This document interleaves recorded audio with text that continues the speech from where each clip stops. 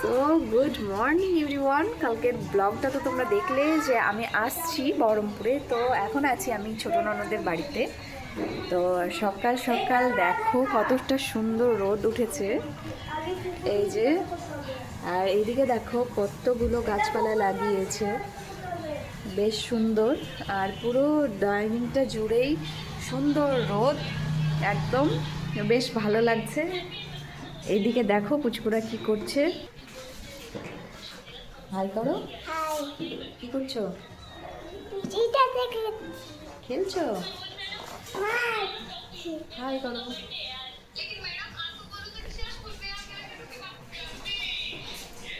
এখানে আছে একটা দোলনা, তো বসে গেছি, বেশ সুন্দর লাগছে।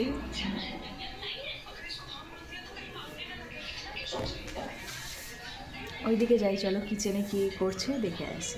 তারপর এদিকে কিচেনে এসে দেখছি আপু আলু পরোটা করার জন্য তোমার আলুটাকে স্ম্যাশ করে সুন্দর করে ফ্রাই করে নিয়েছে। তারপর এইদিকে আটাটাকে সুন্দরভাবে দিয়ে পুরটাকে লাগাচ্ছে এমনভাবে, মানে তোমাকে কি বলবো, এগুলো এত ভালো পারে আপু, মানে বলার মতো নয়। বাইরে থেকেছে অনেক বছর, তাই সমস্ত রান্না একটু বাইরের মানুষদের মতো স্টাইলটা রান্না করার, আর এক্সপার্ট আছে এসব জিনিসে। এক ফোঁটা বেলবে তো পুরটা বাইরে বেরোবে না। দেখছো কত সুন্দরভাবে হয়েছে। তারপর এদিকে সকালবেলায় নাস্তা পানি রেডি হচ্ছে, আলু পরোটা, তার সাথে খেজুরের গুড়ের মিষ্টি। তোমাদের কার কার ভালো লাগে আলু পরোটা খেতে আমার জানাবে। আর তোমরা কিসের সাথে খাও? অনেকে চায়ের সঙ্গে খায়, মিষ্টির সঙ্গে খায়, আমার মিষ্টির সাথে বেশি ভালো লাগে। তো ছাদে উঠেছি রোদ পোয়াতে, ছাদটা বেশ খোলামেলা আর চারিদিকে একদম ঘনবসতি। আপু যে জায়গাটায় থাকে একদম প্রপার বাজারের মধ্যে, ভীষণই সুন্দর লাগছে।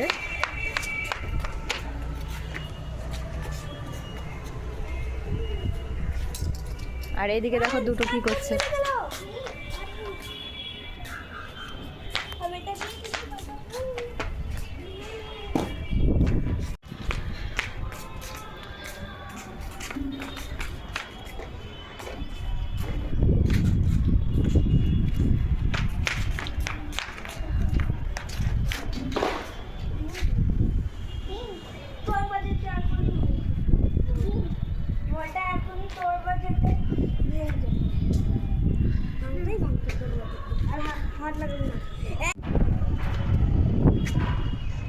স্নান টান করে একদম চলে এসেছি ছাদে চুল শুকোতে।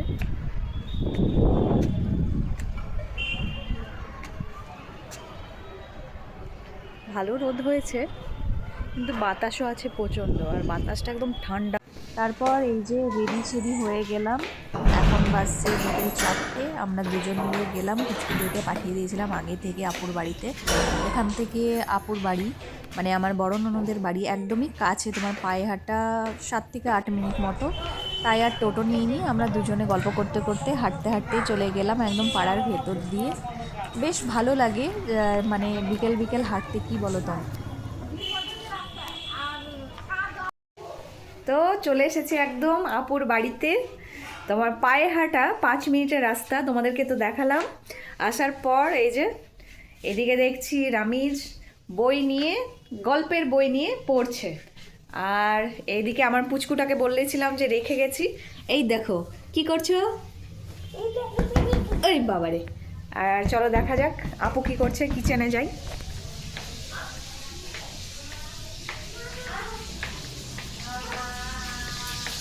আপু কি করছো? চিকেন ড্রাই ফ্রাই করছে, দেখাই তোমাদের। সুন্দর হবে খেতে, প্রত্যেকটা রান্নায় ভীষণ সুন্দর করে, খুবই টেস্টি হয়। তোমাদেরকে বলতে পারবো না, রেস্টুরেন্ট ফেল হাতে রান্না প্রত্যেকটা। তো এটা কি কি করবে বলো? এটা তোমার ম্যারিনেট করে রেখেছিলাম প্রথমে। টমেটো সস, সয়া সস, একটু লেবু চিপে দিয়েছিলাম। আচ্ছা, তারপরে একটু জিরে, একটু ধনে, লঙ্কা গুঁড়ো, লবণ সব দিয়ে এটা যতই ম্যারিনেট করে রাখবে ততই বেশি ভালো হবে, চিকেনটা খুব একদম নরম হবে। তো ম্যারিনেট করে রাখার পর এটাকে আবারও একটু চালের গুঁড়ো, একটু বেসন আর একটা ডিম দিয়ে দিই।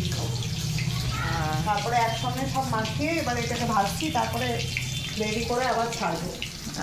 আচ্ছা, একদম পুরো রেস্টুরেন্ট স্টাইল, বুঝলে তো? যাই হোক, চলো তোমাদেরকে দেখাই যে কেমন হবে। এটা জাস্ট গ্রেভি করার জন্য এইভাবে দেওয়া হয়েছিল। রসুনটাকে খুব ভালোভাবে কুচি কুচি করে দেওয়া হয়েছে, কারণ চিকেনে এই সব আইটেমের মধ্যে মানে রসুনের ফ্লেভার যেটা তোমার এত ভালো লাগে, মানে যত রসুনটা বেশি থাকবে তত ফ্লেভারটা সুন্দর আসবে, স্মেলটা ভালো আসবে। যাই হোক, ভীষণই সুন্দর বানায়, তোমাদেরকে মানে প্রতিটা রান্নাই মানে তোমাদেরকে কি বলবো, এত ভালো বানায়, সত্যি মানে হাতে জাদু আছে বলতে পারো। যাই হোক, এই যে বানানো হচ্ছে প্রসেসটা, প্রথমে ওই যে দেওয়া হলো টমেটো সস, তারপর সয়া সস, একদম সিম্পল, তোমরা বাড়িতে বানাও আর খাও, ভীষণই ভালো লাগবে। যে সমস্ত কিছু দেওয়ার পর 2 রকমের সস পড়ে গেল, তোমার প্রথমে টমেটো কেচাপ, তারপরে সয়া সস, এবং স্টাইলটা আছে চিলি চিকেনের মতো, কিন্তু ভীষণই সুন্দর হয়েছিল। আর একটুখানি স্বাদ মতো চিনি দিয়ে দেওয়া হলো আর একটু লবণ। তোমরা অবশ্যই এইটা ট্রাই করবে বাড়িতে, ভালো লাগবে। আর এই যে একটু কালার আসার জন্য তোমার কাশ্মীরি মির্চি, যেন কালারটা একদম সুন্দর সুন্দর আসে। যাই হোক, অবশ্যই তোমরা কমেন্ট করবে আর জানাবে কে কে এইভাবে এই প্রসেস বানিয়ে খেয়েছো। তোমরা না কমেন্ট করলে তো আমি বুঝতে পারবো না যে কে আমার ভিডিওটা এতটা দেখলে বা মানে আমার সাথে আছো, আমার পুরো ভিডিওটা দেখছো। অবশ্যই একটা কমেন্ট করো বন্ধুরা, আর লাইক করে দিও, আর এইভাবেই সাথে থেকো, আমার পাশে থেকো।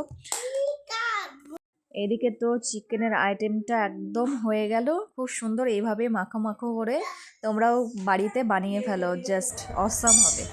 তারপর এই যে ছাদে এলাম আমার ভাগ্নে রামিজের সঙ্গে খেলতে, এটা বড়টা, দুজনেরই একটা একটা করে আছে, ওরও একটা ছেলে আর ছোটোটারও আর একটা ছেলে। যাই হোক, ওর সঙ্গে ও একটু বড় হয়ে গেছে, বড় বড় ভাব হয়ে গেছে, জানো তো। যখন আমার বিয়ে হয়েছিল তখন অনেকটাই ছোট ছিল, এখন বেশ লম্বা চওড়া হয়ে গেছে, মানে বুদ্ধিটাও খুবই মানে ভালো, সাদামাটা একদম। যাই হোক, তো বললো আমার সঙ্গে খেলো, তো আমি আর না করতে পারলাম না, এই যে খেললাম দুজন মিলে। কিন্তু একটাই সমস্যা হলো কি, প্রচণ্ড হাওয়া দিচ্ছিল ছাদে, যে হচ্ছিল না খেলাটা পারফেক্টলি। তারপর সন্ধ্যা নেমে এলো, তো নিচে চলে এলাম, আর এইদিকে আন্স ক্লে নিয়ে খেলছিল, বানাতে তো পারবেই না কিছু, জাস্ট নিয়ে খেলা, টাইম পাস এই আর কি। যাই হোক, আর এই দিকে আমি আর খালামা দুজন মিলে বসেছিলাম, এই খালামা মশলা বানাচ্ছিলেন আর আমরা গল্প করছিলাম, মাঝে মধ্যে আমিও একটু হেল্প করছিলাম খালামাকে। বেশ সন্ধ্যাটা এইভাবেই কাটলো, ভালো লাগলো।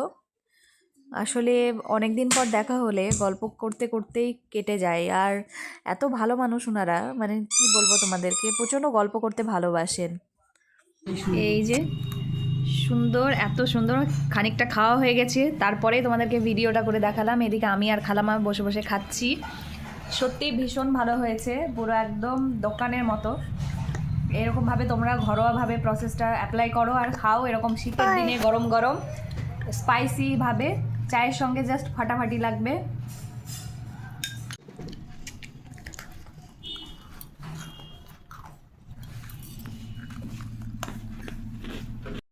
তারপর রাত্রি হয়ে গেছে বেশ, সেই জন্য ভাইয়াই আমাদেরকে ছাড়তে আসলো, আর ওইদিকে আপু আগে থেকে চলে গেছিলো, আয়ানের টিউশন ছিল বলে। আর এদিকে দেখো গঙ্গার ধার দিয়ে যেতে বেশ ভালো লাগছিল, এত ঠান্ডা যে বেরোনোর মতো উপায় নেই, জানো তো। কিন্তু অন্যান্য সময় আসলে আমরা এই দিকটা খুব হাঁটা চলা করি, গঙ্গার পাশ দিয়ে হাঁটাহাঁটি করে অনেক কিছু খাই, ভালো লাগে, কিন্তু এত ঠান্ডা যে বেরোনোর মতো উপায় নেই। যাই হোক, আজকের ব্লগটা এতটাই, তোমাদের যদি ভালো লেগে থাকে অবশ্যই একটা লাইক করে দিও।